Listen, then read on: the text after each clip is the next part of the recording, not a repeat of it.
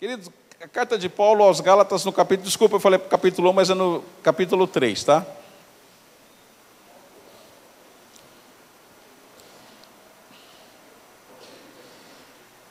Glória a Deus.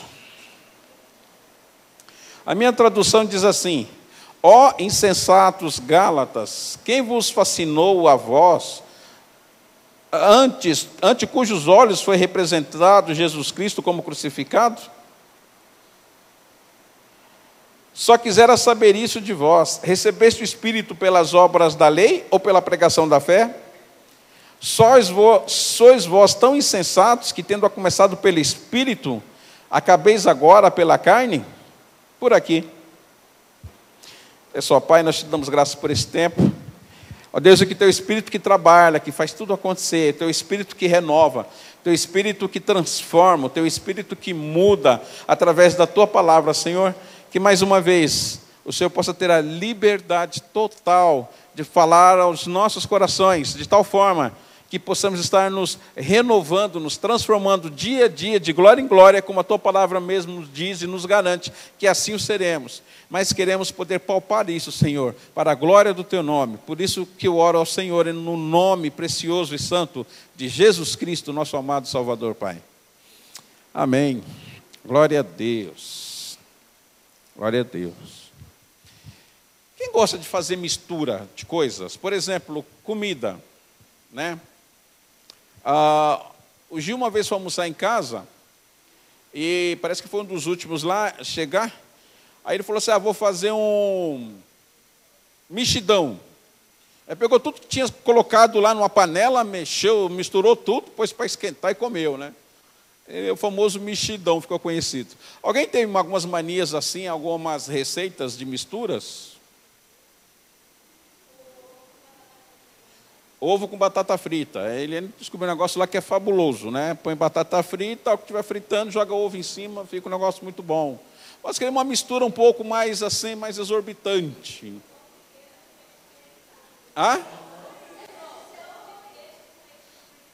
Pão de queijo com leite condensado. É bom. A Lília teve um colega lá na facul, que ele abria uma lata de sardinha e despejava leite condensado, né? Mas o Divani disse que tinha um amigo que comia lá na República, quando ele estudou, que comia feijoada com leite condensado. Mas alguém já faz alguma coisa assim que só você come? Alguém aqui já fez alguma coisa assim? Né? Mas é comum misturar algumas coisas que às vezes é o que você tem aquilo, né? Eu, por exemplo, eu gosto de fazer essas coisas, né? Se eu estou tomando algum suco, tiver alguma outra coisa, eu misturo. Por exemplo, quer ver uma coisa que eu gosto? Leite com suco, leite com qualquer negócio. Se eu puder, é líquido, eu ponho leite dentro, para ver que gosto dá, né? Leite com laranja, né? Leite com chá, leite com, né? Com molho de pimenta não, né? Mas com outras coisas, né? O meu sogro, eu lembro de uma história dele, mas aí já não foi por intuição, foi por um pouco de burrice com de miserabilidade, né? Ele estava em casa só, foi fazer um arroz, né, para ele comer. Então ele foi, picou a cebola, o alho no óleo, né? Pôs o arroz, né? Mexeu. Só que na hora dele colocar sal, ele pôs açúcar. Quando ele percebeu aquilo, né? Ele falou: e agora? Eu não vou perder esse arroz, eu não vou jogar fora, eu vou inventar alguma coisa para aproveitar isso. O que ele faz? Despeja 1 litro de leite. Conclusão, perdeu tudo, né? Não dava para comer, né? Aí não dava para comer, ou seja, ele não queria perder o arroz, perdeu o arroz com mais 1 litro de leite, né? Quando ele conta isso, eu falo: isso foi miserabilidade, né? Mas alguém já misturou alguma coisa? A gente mistura roupa, cor de roupa, não é comum? Cor de roupa, né? Aí, ó, laranja e amarelo, é um casal misturado lá, né? Alguém já misturou algumas coisas? Eu lembro que nos anos 70, 80, as roupas tinham que combinar, né? Hoje quase ninguém liga para isso, né? Bom, a Eliane que o diga, né? Porque se ela deixa eu sair de casa, ela tem que estar me buscando no portão. Volta, tira, troca, muda, né? Mas misturar é uma coisa que a gente faz sempre. Qual é outra coisa que a gente costuma misturar?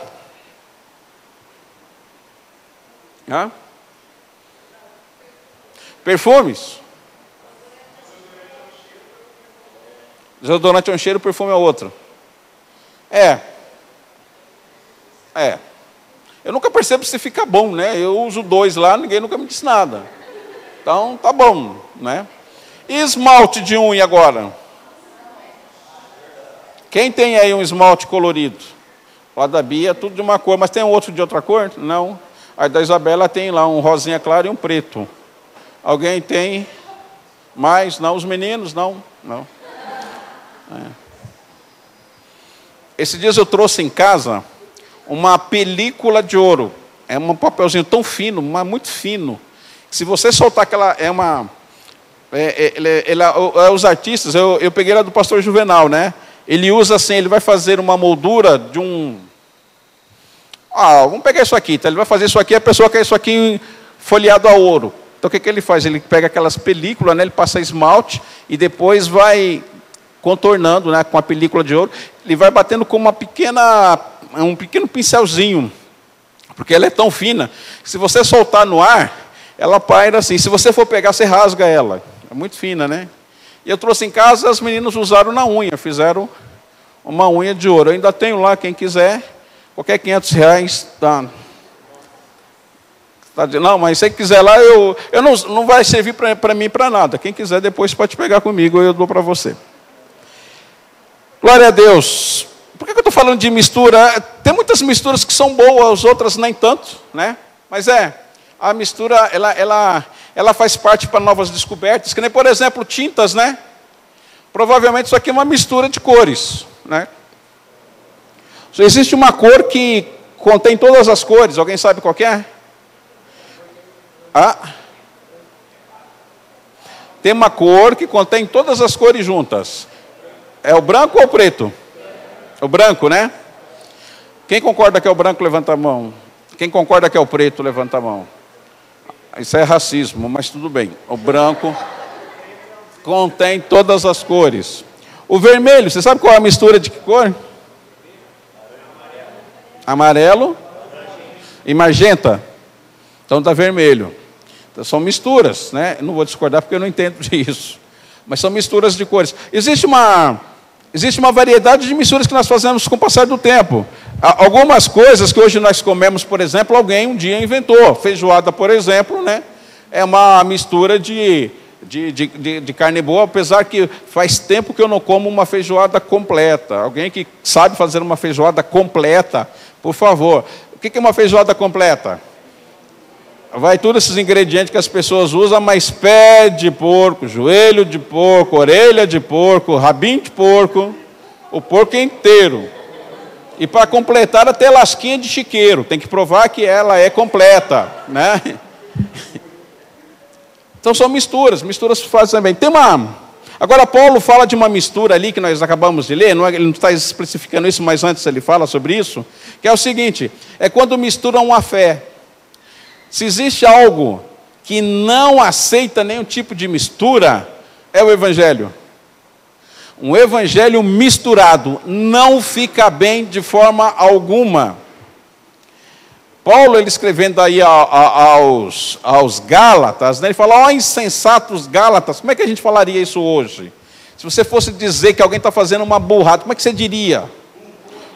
Burro, Gálatas, seus ignorantes, seus... Era isso que Paulo estava indignado. Fala, poxa, mas quem vos fascinou, quem vos enfeitiçou, quem dobrou a sua cabeça, quem mexeu nos seus neurônios, quem mexeu para que vocês mudassem, para que vocês pegassem o Evangelho e juntassem com o Evangelho a lei, o Antigo Testamento. Quem disse para vocês que isso funciona? Paulo está revoltado, porque você fala, escuta, vocês foram salvos pelo quê? Pelas obras da fé? Pelas obras da carne, pelas obras do Espírito ou pelo fruto da fé? Pelas obras da lei?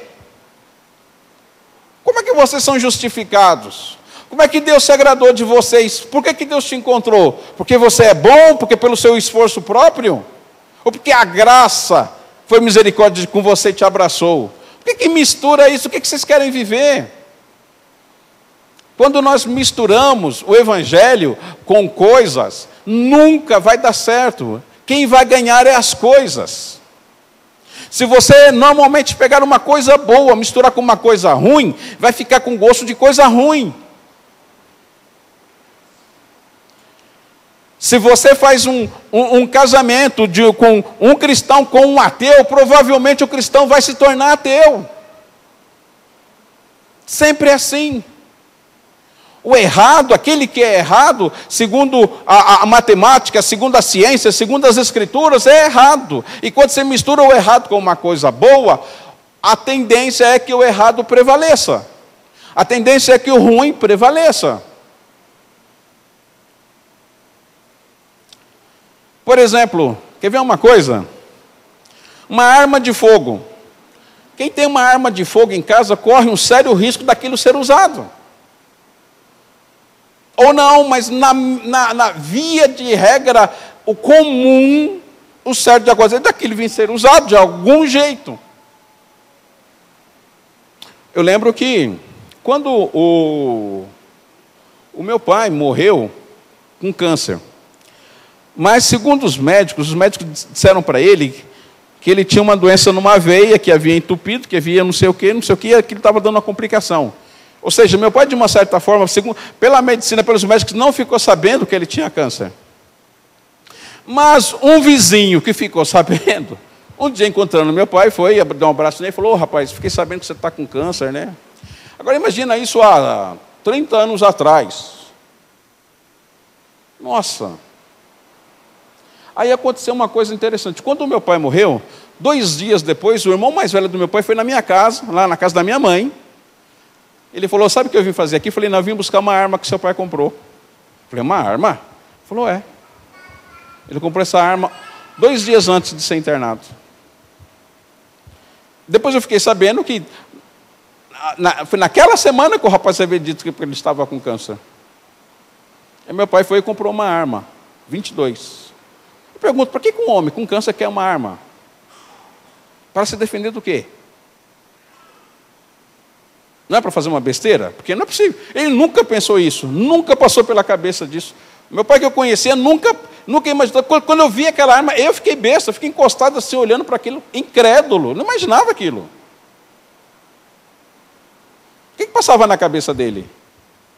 Que era uma arma para se defender dos cachorros, dos pernilongos, né?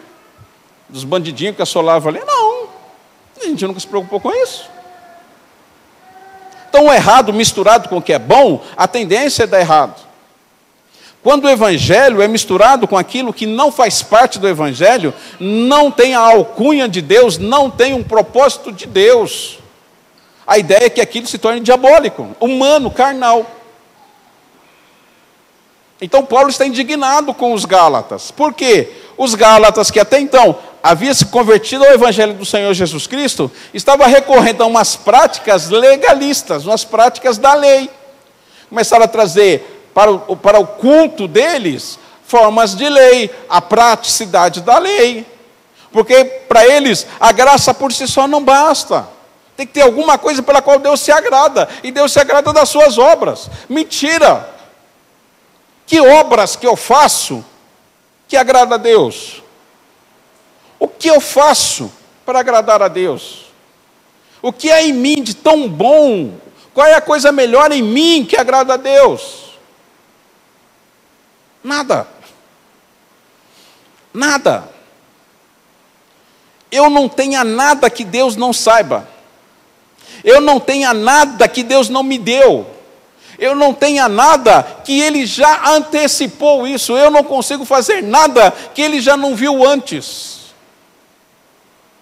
Então as minhas obras, de forma alguma, agradam a Deus. Elas são benéficas para mim e para outros, mas para Ele não. Nada atinge, nada o atinge. Nem o bem que eu faço, nem o mal que eu faço, nada o atinge. Ele está acima de tudo, de qualquer coisa. Nada para ele é surpresa. Nada para ele o impressiona, nada. Então, quando eu pego algumas coisas para misturar com o Evangelho, da qual eu sou dependente, eu crio algo que ele não disse, e eu começo a fazer coisas que ele não me ensinou. E Paulo, indignado com os Gálatas, por isso que Paulo chama ele de insensatos. Acho que a palavra aqui foi até boa para eles, né? Mas era talvez no momento a expressão que ele usou foi outra, de aborrecimento, porque afinal de contas, Paulo havia passado na Galícia, e falado do amor de Deus, do amor incontestável, do amor supremo do Senhor Jesus. E o Evangelho, quando ele se mistura, ele se torna uma outra religião, além do que aquilo que já... Paulo diz assim, olha, presta atenção, se eu, ou até um anjo vos descer do céu, vos trazendo um outro Evangelho, considere-os como anátema. O que quer dizer anátema? Maldito, desgraçado, coisa ruim, invalida. Aí a gente percebe que, por exemplo, por volta do ano 400 ou 500, quando o Evangelho do Senhor Jesus começou, lá na região de Roma, começou a ser misturado, começou a ter práticas que não coincidia, práticas que não estavam no vocabulário dos apóstolos, práticas que não estavam no script das Escrituras. Nós temos hoje o Vaticano, nós temos hoje a Sociedade Torre de Vigia, nós temos hoje uma série de outros grupos que, ao pegar coisas que aparentemente eram inofensivas, eram inocentes, deu no que deu. E nós não estamos muito longe hoje disso. Se você crê no Senhor Jesus, como você mesmo diz, a pergunta é, por que você vai colocar um copo de água na frente da televisão ou do rádio para receber uma oração para você beber? Se você crê no Senhor Jesus, por que você vai levar uma rosa vermelha para pôr atrás da sua porta?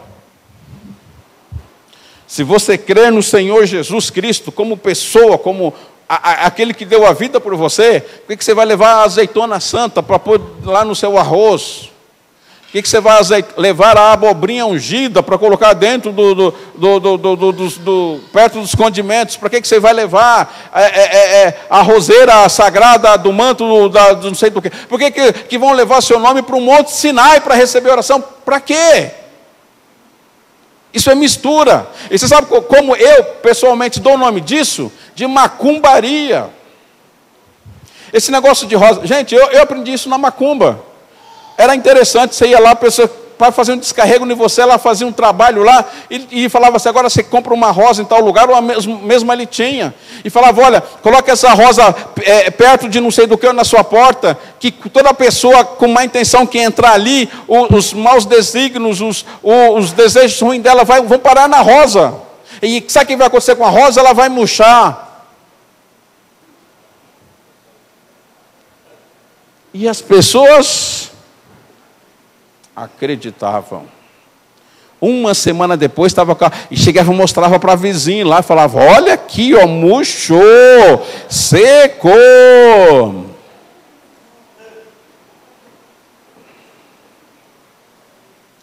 Aí alguém diz assim, mas pastor, toda a fé é importante. Todo mundo pode dizer isso. Eu não digo isso. Você não pode dizer isso. A única fé que vale a pena é a fé no unigênito do Pai. O Evangelho consiste em algumas coisas simples. Que Jesus Cristo foi pregado e crucificado pelos nossos pecados.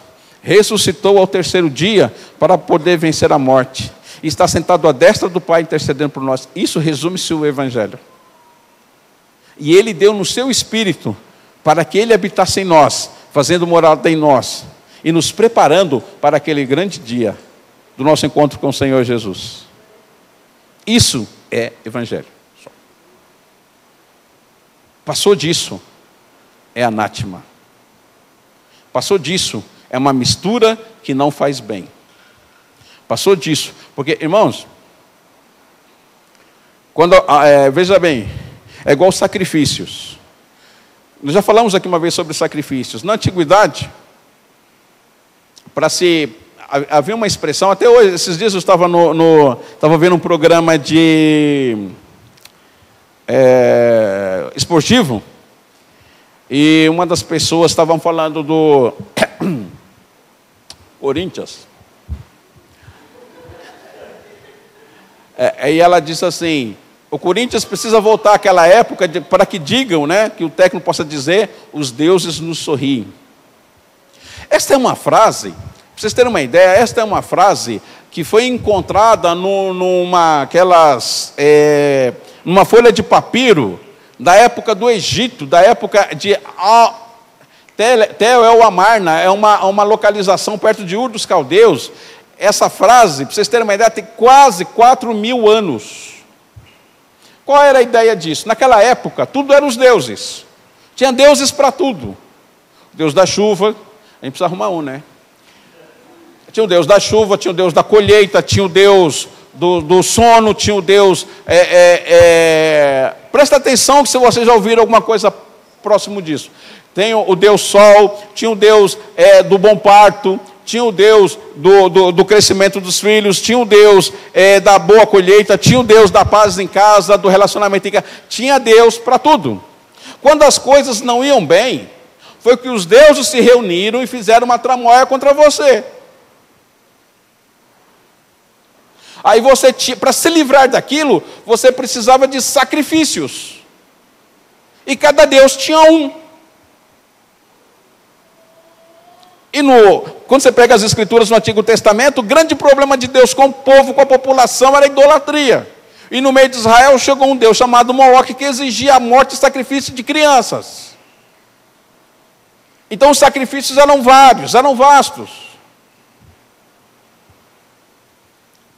A deusa Estar da Babilônia era uma deusa que exigia o seguinte: para que houvesse chuva, naquele tempo que houvesse chuva, que ela pudesse abençoar os portões de Estar, que era onde o povo se sentava, os governantes da Babilônia se sentavam para clamar, para ver os sacrifícios que iam fazer para Deus, para que houvesse chuva. Uma delas era o seguinte: num determinado dia do ano, ou daquele mês, todas as mulheres de Babilônia sentavam num espaço grande que havia na praça central da Babilônia. Todas as mulheres.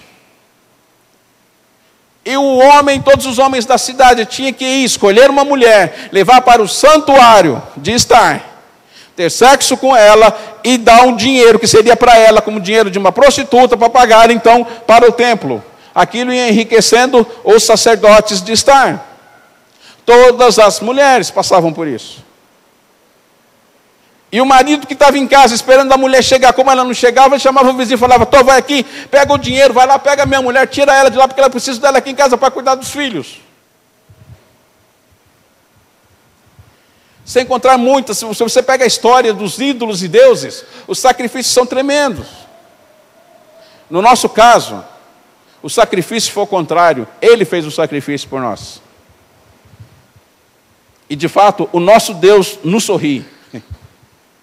E naquela época, quando as coisas estavam bem, quando eu encontrava com o Fabinho, falava: Fabinho, como é que você está? E falava: os deuses me sorriem. Está tudo bem em casa, todo mundo com saúde, dinheiro que não falta, água não falta. Os deuses me sorriem. Mas por quê? Porque houve o período de sacrifícios. Eu pergunto para você: que sacrifício que você pode fazer que agrada a Deus? O seu salário? Deus precisa do seu dinheiro? A gente sempre fala nisso, sabe? Porque não tem mais, o sacrifício já foi feito. O sacrifício já foi feito. E gratuitamente. Foi de graça. Não custou para nós absolutamente nada. Custou para Deus. Porque Ele viu que era a única forma de remir o homem dos seus pecados. Era doando-se a si mesmo. Esse é o Evangelho. Nosso evangelho não precisa dos meus sacrifícios. Nosso evangelho não precisa ser misturado com mais nada. Ele por si só é suficiente. Basta crer. Jesus disse, se você crer, você vai ver a glória de Deus. Se você acreditar, se você confiar, você vai ver a glória de Deus. Se você quiser misturar isso, você vai ficar frustrado. Porque o que você vai misturar não vai dar certo e vai te confundir. E vai te confundir. As obras da lei, elas só julgavam, elas condenavam. Mesmo os Gálatas sabendo que as obras da lei, os frutos da lei, eles não retornavam como bênção, e sim para aliviar a consciência, não perdoavam pecados, não curavam pecados, não tiravam pecados, não limpavam pecados, não purificavam a consciência. Mas Jesus Cristo faz isso. A graça do Senhor é maravilhosa. O sacrifício a Deus é um coração quebrantado. Mas não é por fato do coração estar quebrantado, é que um coração quebrantado o busca. O coração quebrantado o busca. Então, como tem o sacrifício do louvor, que são os nossos lábios, o sacrifício dos nossos lábios, que é o louvor, não o sacrifício do louvor, o sacrifício dos lábios, que é o nosso louvor, a nossa adoração. Mas é uma coisa prática, não é? Pesa cantar? É sacrificial cantar, levantar as mãos, desse momento gostoso que nós temos aqui. Então, esse é o sacrifício que Deus se agrada. O Senhor diz através do profeta, vai e procura entender que eu não quero sacrifício, eu quero misericórdia. Sacrifícios não me agradam. No capítulo 1 de Isaías, no Antigo Testamento, Deus dá uma lista ali que ele está cansado. Ele usa a expressão, estou abominado com as suas luas novas, com os seus sábados, com os seus não sei o quê. Deus está enojado. Não satisfaz. Então, o que nós fazemos como merecimento, não satisfaz. O que nós temos não é por merecimento, é pela graça.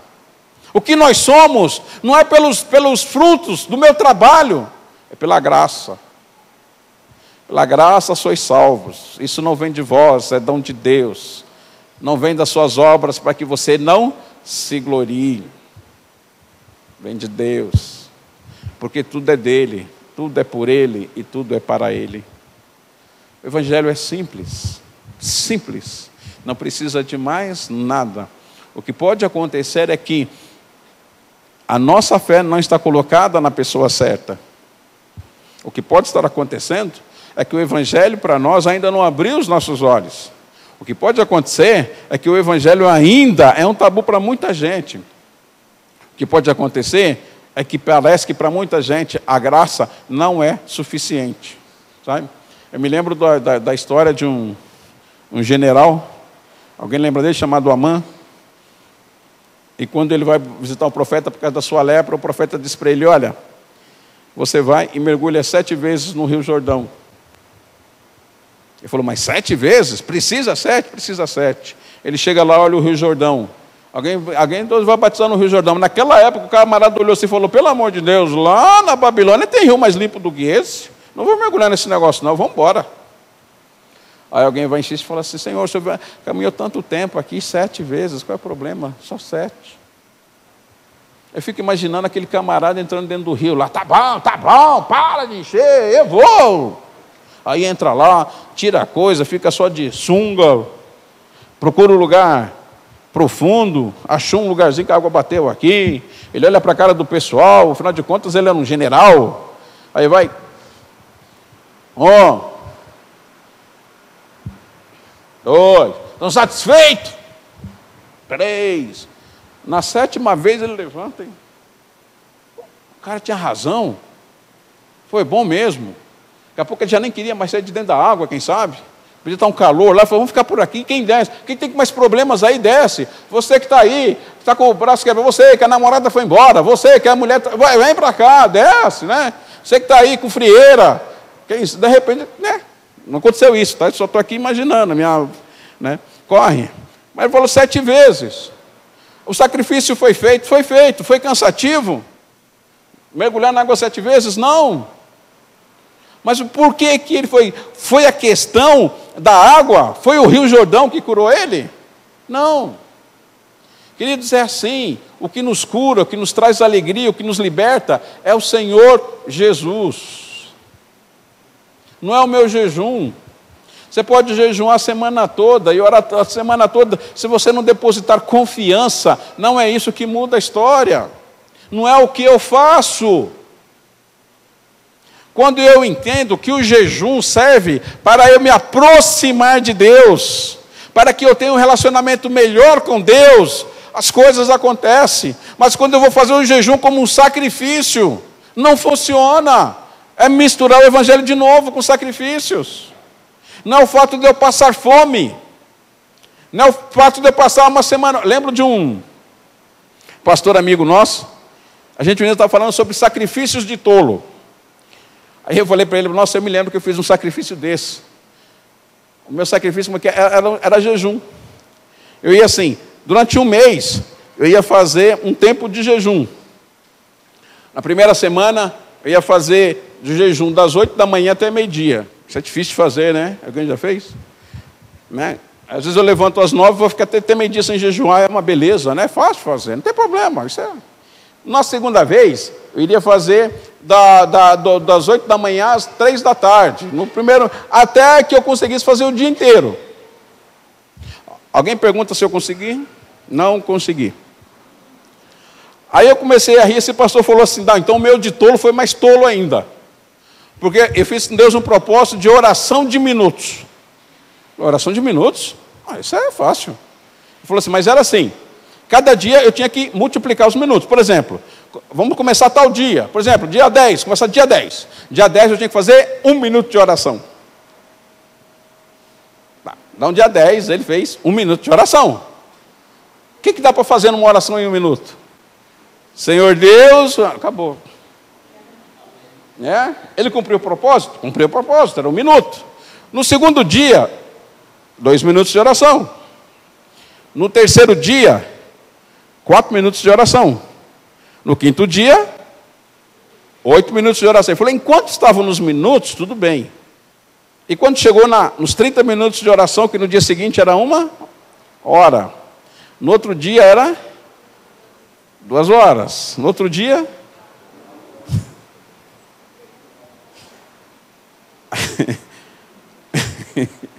No dia seguinte, 8 horas de oração. Ele conseguiu? Sacrifício de tolo, né? Sacrifício de tolo. Deus se agrada disso? Não, besteira. Aí o problema é que ele falou assim, o pior não era esse tempo. Eu falei, o pior é que eu ficava olhando no relógio para acabar logo. Eu ficava olhando, alguém já ficou em vigília, que você está todo mundo ajoelhado, você está ajoelhado, mas fica todo mundo, e você com a vontade louca de levantar o joelho, mas ninguém, você fica ali. Quem já fez isso? Mais alguém? Só nós dois? Você ficou, ó lá atrás. É duro, não é?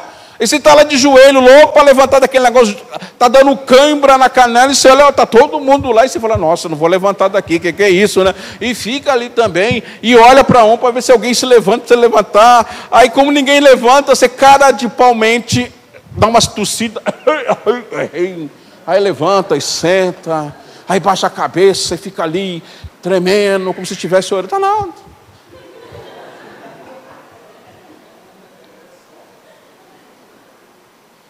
É tolo, não é um tolismo.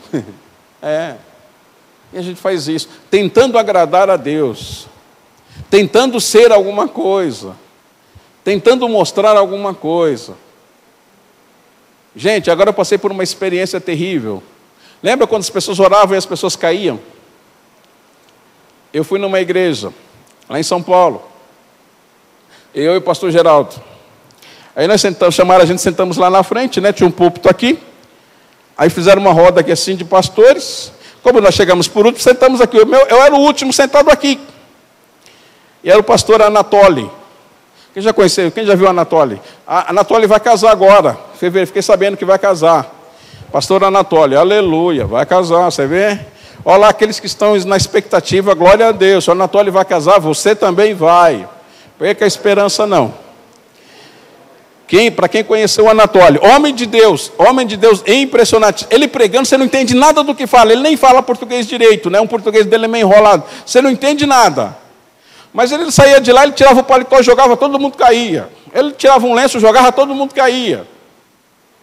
E eu fiquei pensando, falei, Senhor, essa doutrina de caicaia não é muito bem comigo, né?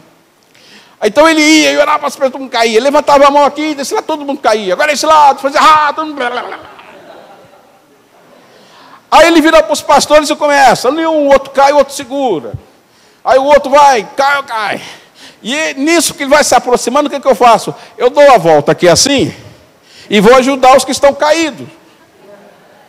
Aí vai indo, aí ele vem vindo e eu vou para cá. Aí teve uma hora que ele fala assim, irmãos, eu tenho um pressentimento que o pastor Neto está fugindo.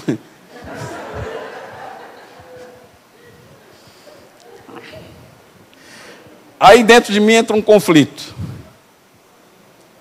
Aquela oração que só você sabe fazer, aquele momento ali que você acha que vai mover o céu com a sua oração. Falar, Senhor, eu nunca vi esse negócio dar resultado, mas agora eu não tenho como fugir. Ou eu faço ele passar vergonha, ou passo eu a vergonha. O que vocês fariam? Quando ele pôs a mão em mim, eu caí.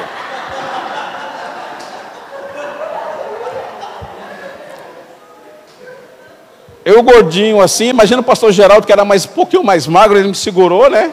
Aí foi, me colocou no chão, com todo cuidado. Eu fiquei lá.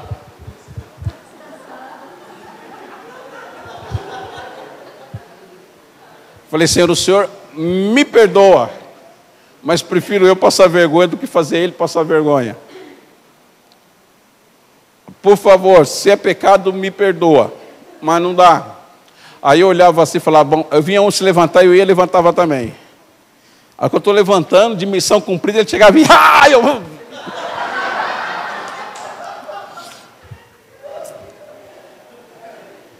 Na terceira vez, o pastor Geraldo já estava com o braço doendo. Aí eu caía. Naquela vez eu caí, eu percebi que só eu tinha caído, porque tu já tinha levantado, né? Eu fiquei lá pensando, bom, agora eu fico aqui 1 minuto ou 2, né? Depois eu me levantei. Aí eu olhei para ele, fui mais para trás. Falei, Geraldo, por favor, fica na minha frente, que você não está aguentando também não. Nós fomos embora, entramos dentro do carro. A gente começou a falar e nós dois evitávamos de tocar no assunto.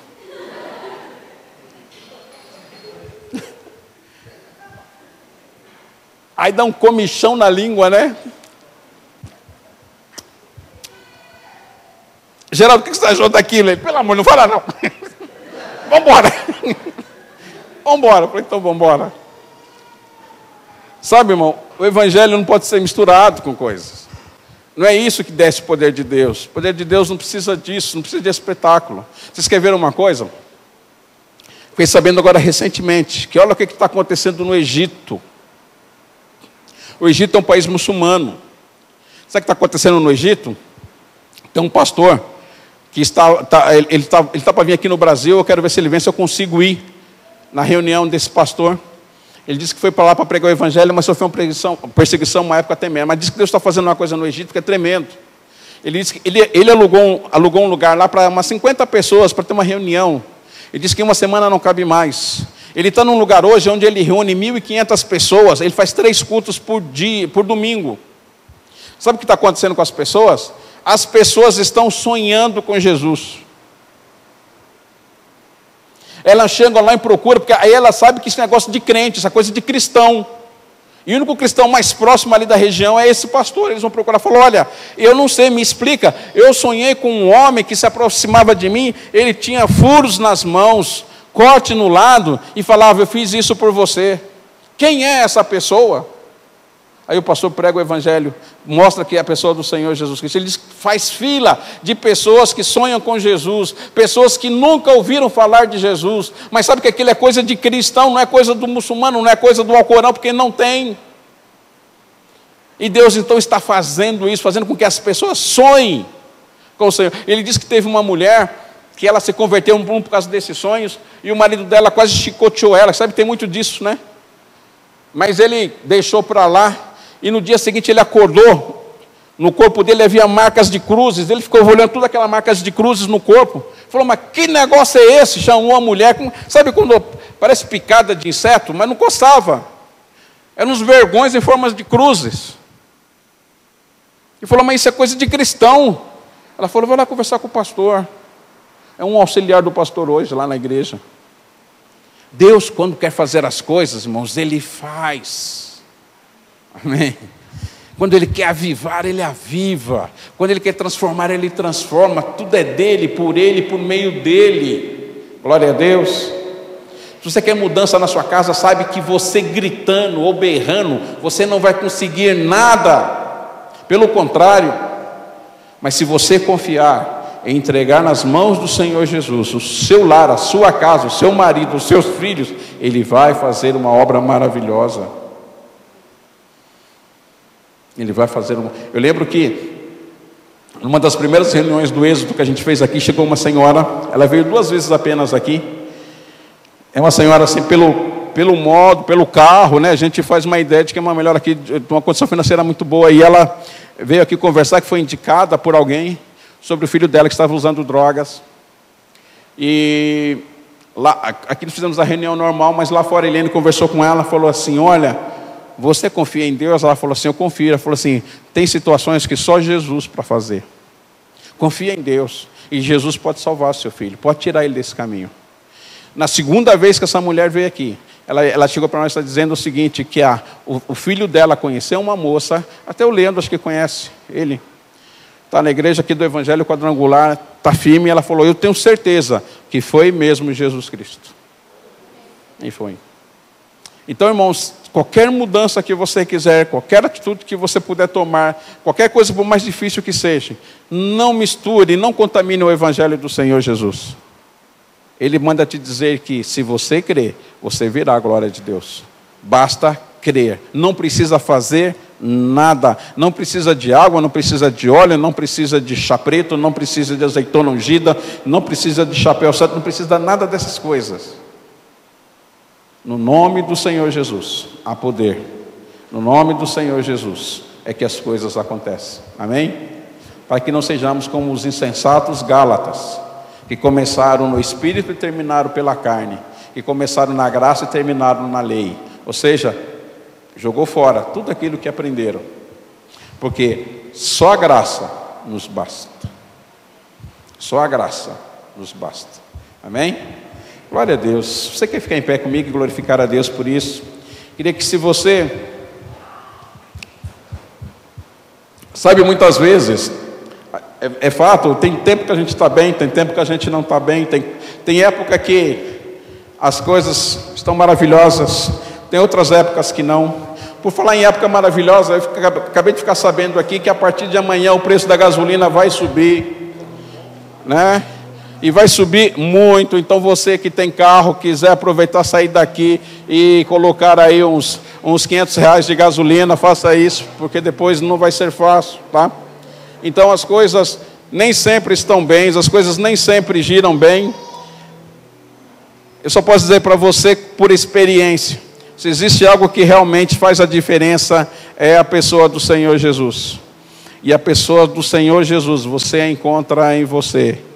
Porque você é templo do Senhor, você é morada de Deus, o Deus a que habita em você, pode todas as coisas, nas mãos dele está todo o poder para resolver todas as coisas. Se a solução impossível, coloca Deus, porque para ele não há impossível. Nosso Deus não conhece a palavra impossível, não conhece a palavra difícil, não conhece. Uma coisa eu sei, no seu tempo Deus te responderá. Talvez você creia hoje e sua resposta venha amanhã. Talvez venha hoje mesmo, talvez venha no mês seguinte. Mas uma coisa eu sei, se você clamar, Deus vai te ouvir.